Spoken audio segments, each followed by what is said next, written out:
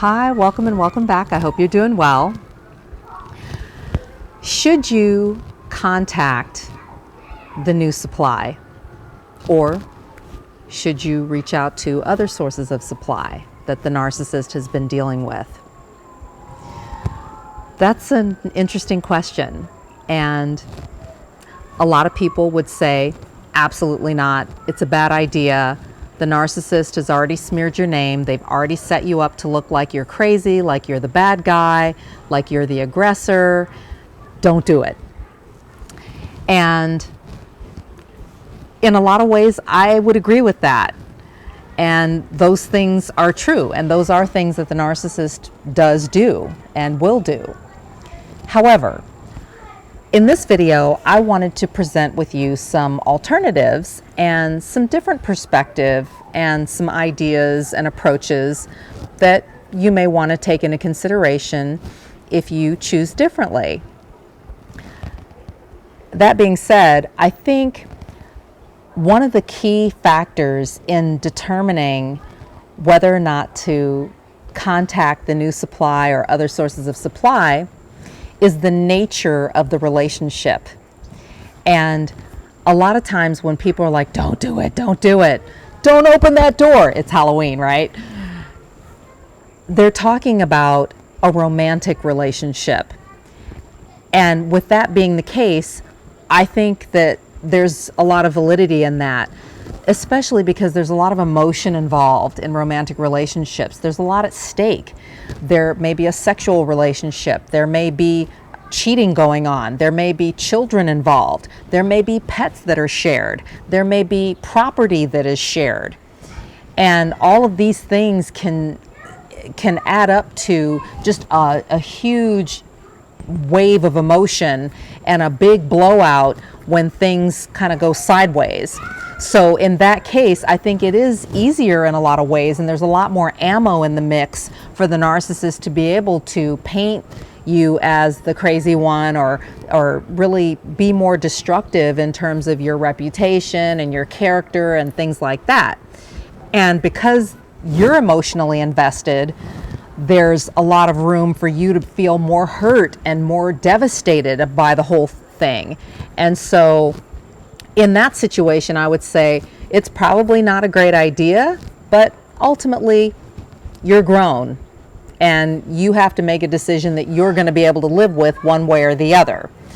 And the other thing that I want to present to you is that in non-romantic relationships, there's not the same level of emotion involved necessarily. There aren't those same variables in the mix.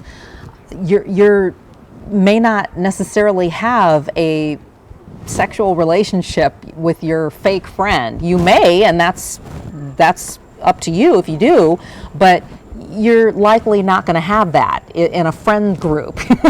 Or you may not be as close or feel as vested with a coworker or with a neighbor or some other relationship that's not romantically based. And so that changes the playing field a little bit. And there's, in my opinion, a little bit more room, a little bit more leeway for you to do some exploration of who and what you are dealing with. And I know I've probably shared in a previous video, but the majority of the relationships and encounters that I've had with narcissistic individuals have been in non-romantic settings: family, toxic friends, neighbors, coworkers, that type of thing. So that's a little different.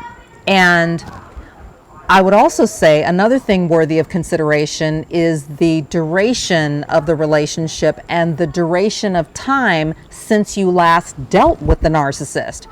If there's already been a discard, for example, whether you discarded the narcissist or the narcissist discarded you, if a certain chunk of time has passed where there's been an opportunity for like a cool down and for you to step back and kind of survey the situation and process things, then that's going to hit a little differently than just being in the throes of a romantic relationship and experiencing just the devastation of a very sudden and dramatic discard.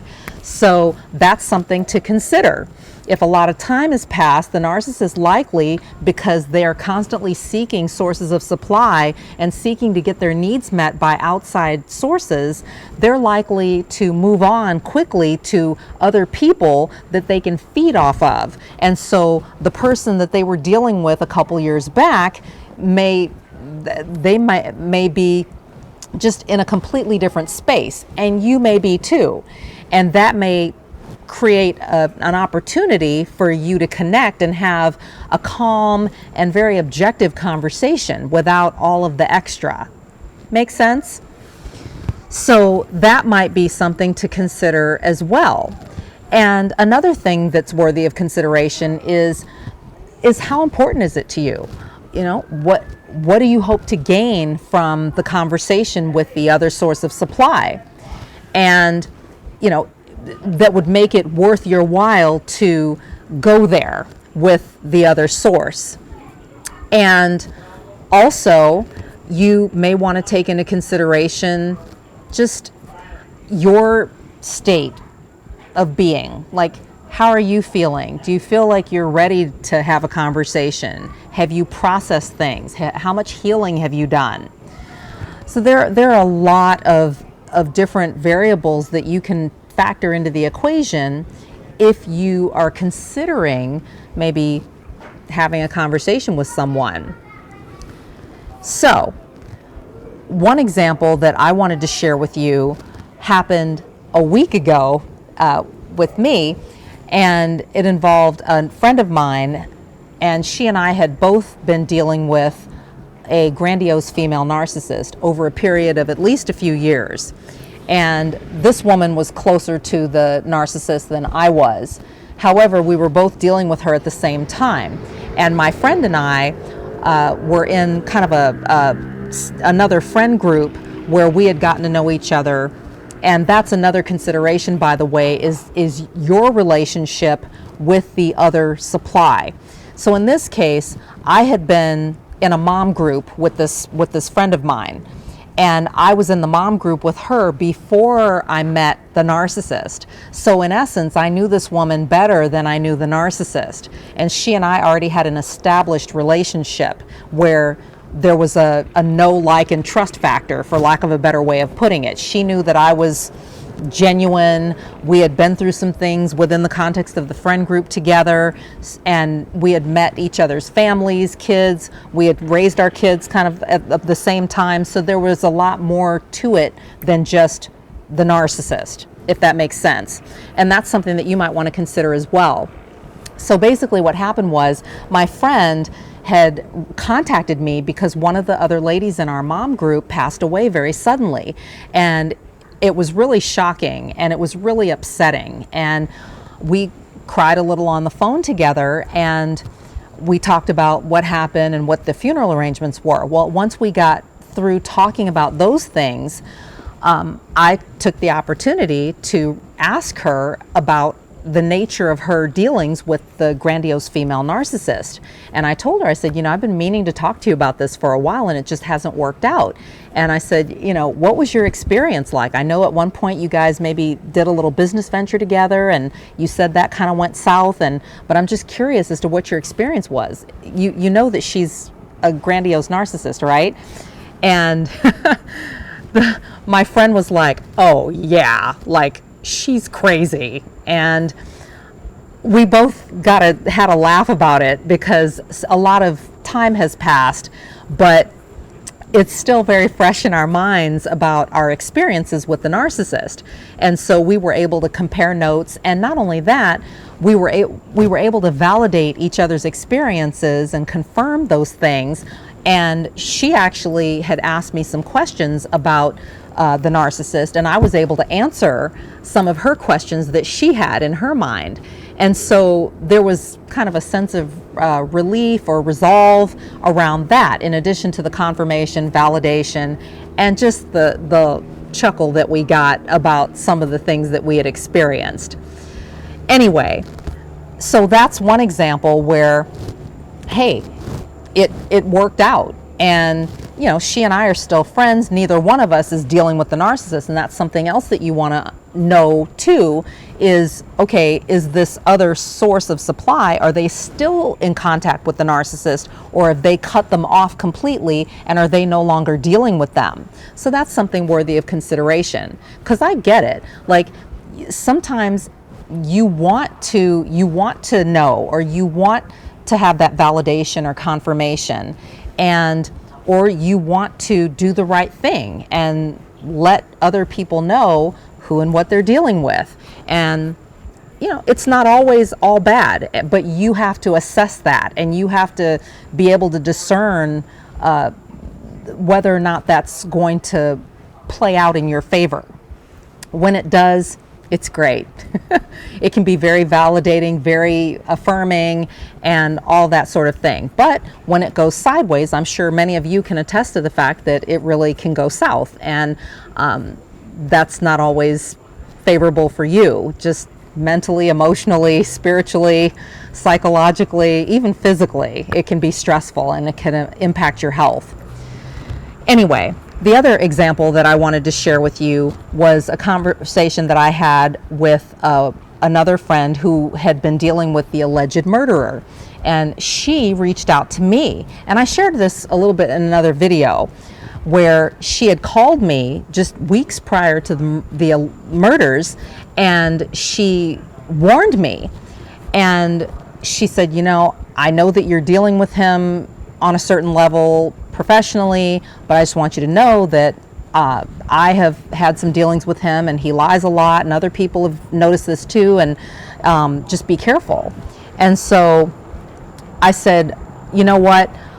That hasn't been my experience, but I really appreciate you letting me know this. And what I'm going to do is I'm going to keep my eyes open, and I'm going to just wait and watch, and I'll keep you informed.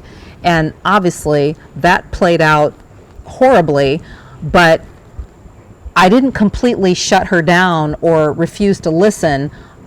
I took more of a step back and kind of took more of a wait and see kind of a stance with her. But she did warn me. I didn't think she was completely crazy, but it was kind of a bit of a struggle psychologically, because I had not experienced what she had experienced, and I was dealing with him on a different level.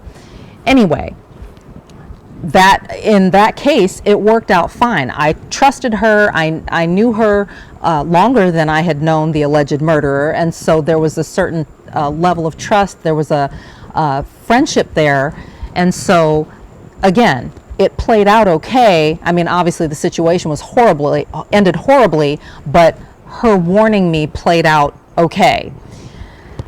But again, it was that friendship first kind of a thing, and an established relationship versus a newer relationship and some kind of shady behavior that surfaced over time. Anyway, those are just a couple of examples. Maybe you can share some of your examples in the comments below. You never know, it may help someone else. And you may feel very strongly about the fact that, hey, under no circumstances should you contact other sources of supply. And if that's your position, then share that too. But if you have some alternate perspectives that may be helpful to someone who maybe is not romantically tethered to the narcissist and doesn't have all those emotional variables at stake, then definitely share, because it doesn't always have to be this catastrophic situation when you speak with someone who was also dealing with the narcissist, especially if some time has passed. So, narcissists can be very messy to deal with, and it can be tricky business speaking with or reaching out to or even warning new or other sources of supply.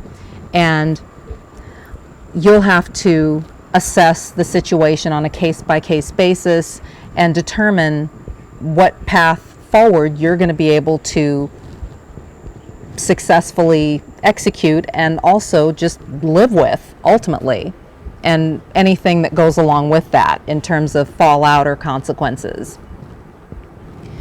Ultimately, you're grown and you can do what you want, but certainly use your best judgment, exercise discernment, and know that you're not alone and you're not crazy. know who you're dealing with, know who you are.